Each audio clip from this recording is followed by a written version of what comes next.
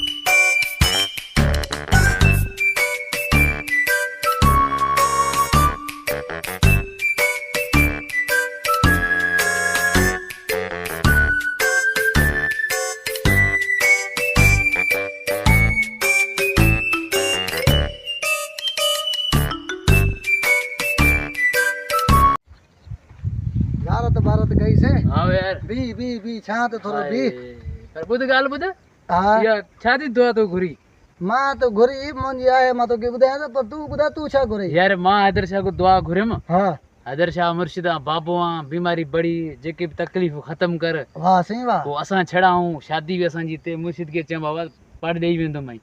वाह सही वाह हां यार वाह जो भली दुआ घुरी यार पो मुके दसे मां भी ये घुरा। तू छा घुरी वरी? मां हैदर शाह के चयो न, मां चयो या अल्लाह इन हैदर शाह जे सदके यो गाड़ी भी हिकिड़ी वठां, बंगलो भी हिकिड़ो वठां ऐं ॿी बि शादी करां।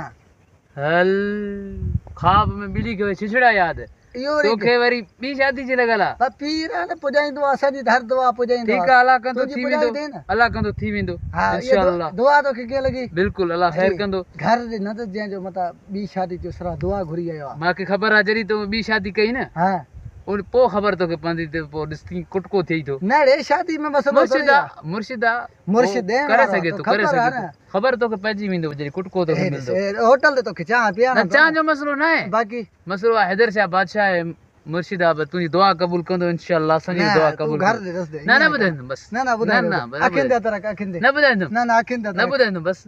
पक पक पक मां दिल जा के हां दिल जा हाने छा पीने तू तो जेड़ो यार होजे ना हाँ। पीर ते वने हाँ। काडे घुमण में टेंशन ही ना है।